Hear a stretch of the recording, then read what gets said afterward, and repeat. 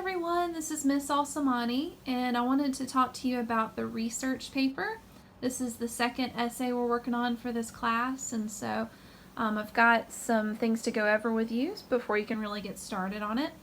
Notice that I've got the topic sheet here.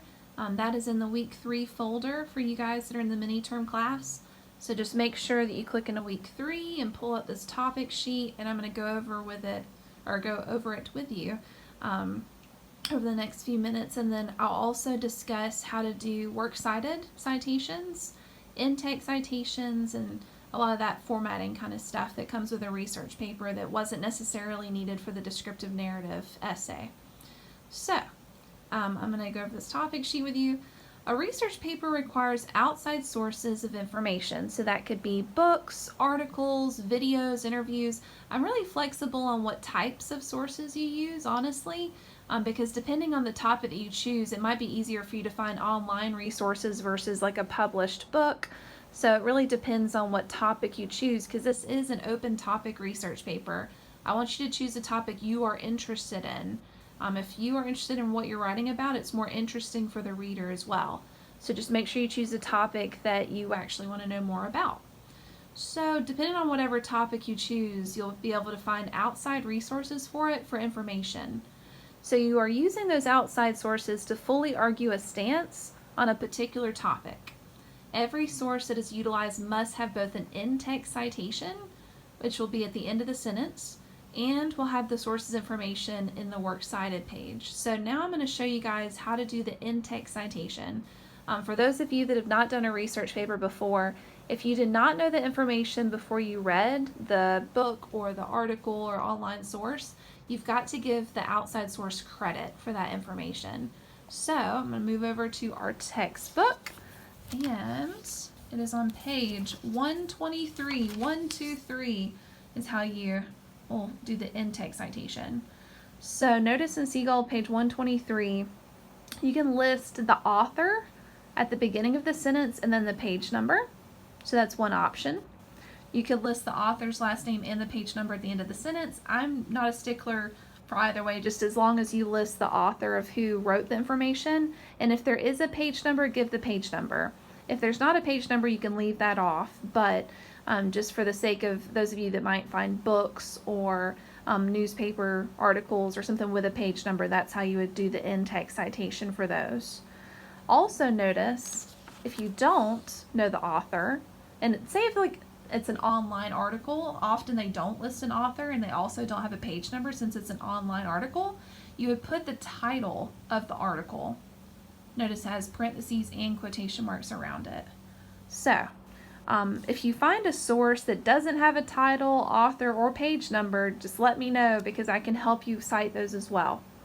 So, now I want us to move on to, I'm going to remind you, MLA formatting for this research paper. So remember your name, my name, the course, the date, a title that's centered, and your last name and page number will be at the top as well, just like for the descriptive narrative. Nothing new there. But this will also have a works cited page, which is on page 168 of our textbook. So this is an example of what a works cited page looks like. Essentially, the works cited page gives the information of every outside source you used for your paper. So if you didn't know the information before you read it, you've got to list their information on the works cited page. So it typically starts with the author of the book or the article that you're using. Then it'll go with the title, and then it's the publication information. Depending on the source that you use, all of it's going to be in this book, honestly. We've got everything you could ever want to know as far as how to cite things. They even have how to cite a text message. So if you're not sure how to cite a source, I would definitely recommend looking through this green MLA section. But I can also help you with your citation. So say if you have an online source and you even want to email me the link to it and I can help you cite it using our book, that's going to be a really good option. So I'm going to move back over to our topic sheet. So, this research paper must include at least 2 outside sources. That is a minimum. Obviously, if you find more outside sources, go for it. You could have 3, 4, 5, depending on however many you find and want to use, but you must have at least 2 outside sources. And like I said, I'm not a stickler on what kind of sources you use as long as they are reputable. Don't use blogs or Wikipedia or that kind of thing.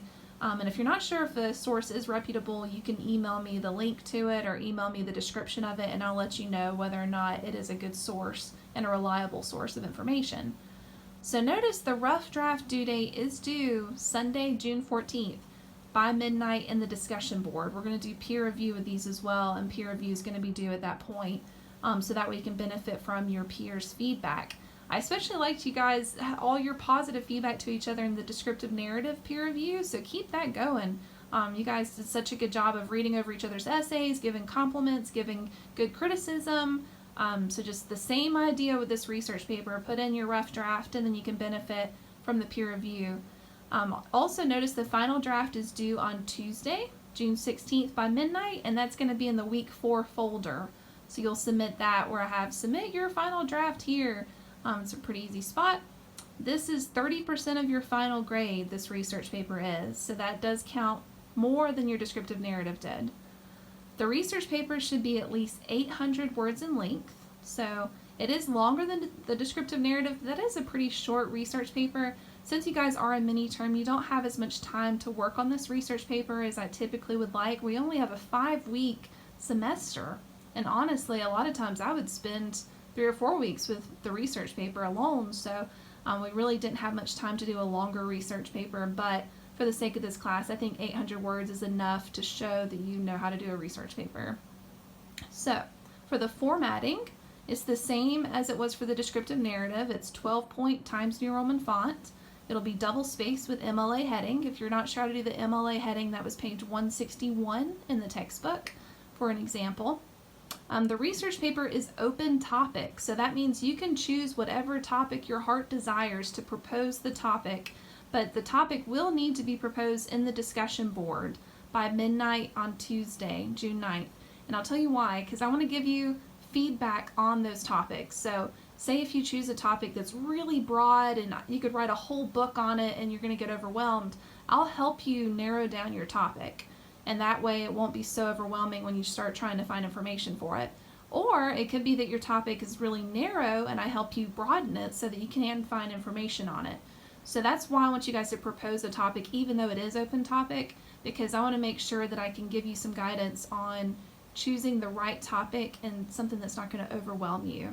And also, I just really like the idea of you guys choosing your own topics instead of me telling you, you need to research this. Everyone has their own interests, everyone has their own hobbies, and so I want to make sure that you feel like you're writing something that you're invested in and that you're interested in getting to know more about. Because this research paper, you will be researching and finding information, so I just want to make sure it's something that you are interested in. So, final draft late submission rule. Say if you submit it on June 17th instead of the 16th, you would have minus 10 points because of it being late. So if you have any questions about that, please let me know.